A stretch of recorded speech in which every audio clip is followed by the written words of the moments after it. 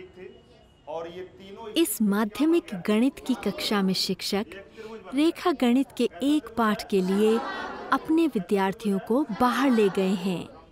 पाठ के दौरान वह सवाल करने की विविध तकनीकों का उपयोग करते हैं।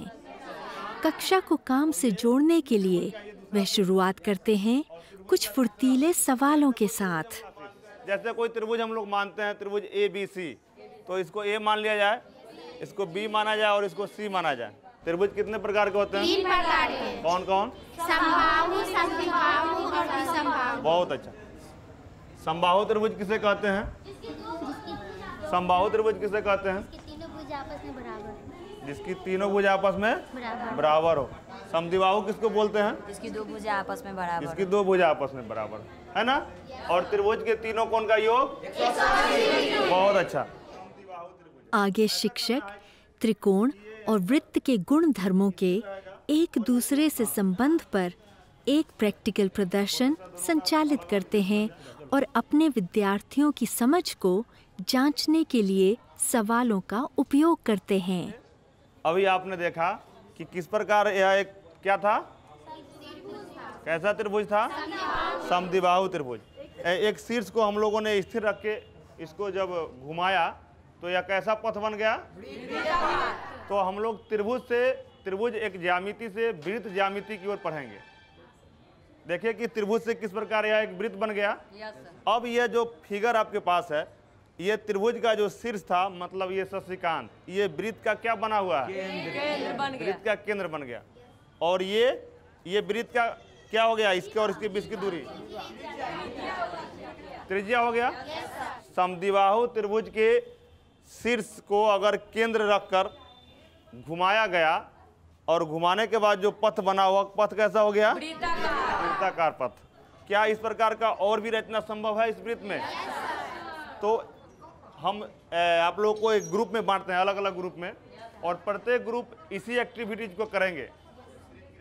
फिर वह समूह को एक स्पष्ट फोकस और चुनौती देने के लिए 3 लिखित सवालों का उपयोग करते हैं कि बांस की छड़ियों की लंबाई को किस तरह बदला जा सकता है। आप ये खुद एक्टिविटीज करेंगे जो आपने अभी देखा है। दूसरा, इसमें और क्या बदलाव होगा? क्या जैसे का तैसा रह जाएगा या कुछ परिवर्तन होगा?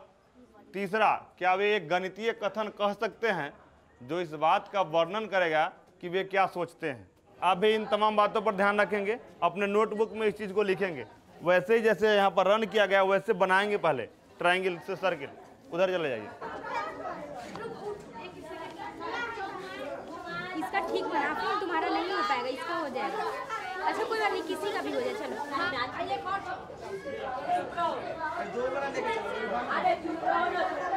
समूह कार्य के बाद शिक्षक विद्यार्थियों की प्रतिक्रिया लेने के लिए खुले सवालों का एक सिलसिला बनाते हैं। और हमने आपको 3 टॉपिक दिया था, ठीक है?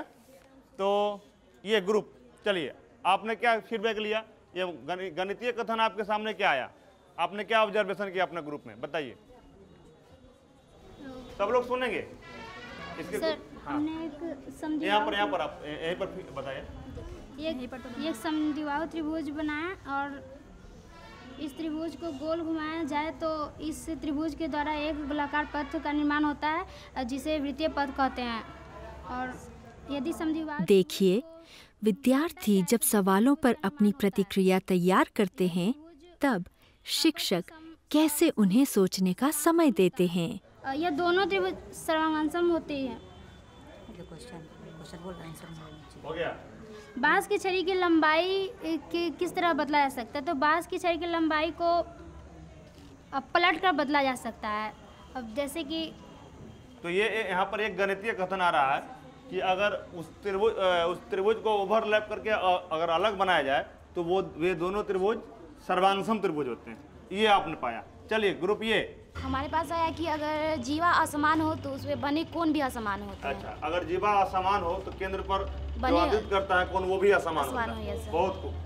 चलिए विकास, केवल गणितीय स्टेटमेंट बोलिए। हमारा गणितीय स्टेटमेंट यह निकला कि इससे एक गणितीय कथन यह निकलता है कि इसमें बने प्रत्येक कोण बराबर होगा और प्रत्येक कोण का मान 60 डिग्री होगा, जो समबाहु त्रिभुज होगा। आपने समबाहु त्रिभुज बनाया। Yes sir. ये त्रिभुज जो था उसकी तीनों भुजा लंबाई बराबर थी। बराबर थी। तो आप क्या पाए उससे? तीनों कोण बराबर होगा और तीनों कोण का मान एक एक कोण का मान 60 डिग्री होगा। चलिए बहुत खूब। शशिकांत, हमने सबसे पहले समद्विबाहु त्रिभुज ABC लिया, जिसमें AB समांतर AC था और BC को आधार लिया। BC को अब शिक्षक विद्यार्थियों की सोच व चर्चा को आगे बढ़ाने के लिए और टटोलने वाले सवाल करते हैं। किसी भी त्रिभुज के शीर्ष को अगर वृत्त का केंद्र मानकर अगर हम बनाएंगे तो वो वृत्त में समद्विबाहु त्रिभुज बनेगा। अच्छा, ये इसका स्टेटमेंट आया कि किसी भी त्रिभुज का शीर्ष अगर वृत्त के केंद्र पर रखा जाए तो उसके द्वारा बनने वाला जो भी त्रिभुज होगा वह समद्विबाहु त्रिभुज होगा। ऐसा क्यों होगा कि वह समद्विबाहु होगा? क्योंकि जब हम किसी वृत्त के अंदर अगर दो त्रिभुज बनाए, अगर वो समद्विबाहु त्रिभुज बनेगा तो उनके जो समांतर भुजा है वो दोनों बराबर है और उनके जीवा भी बराबर होते हैं। तो भुजा बराबर क्यों होंगे? क्योंकि वो दोनों वृत्त का क्या हो जाता है? वृत्त का वो त्रिज्या हो जाते हैं। इसलिए आप अपनी सवालों की तकनीक का विकास व सुधार किस तरह कर सकते हैं और विद्यार्थियों को उनके खुद के सवाल पूछने के मौके आप कैसे दे सकते हैं?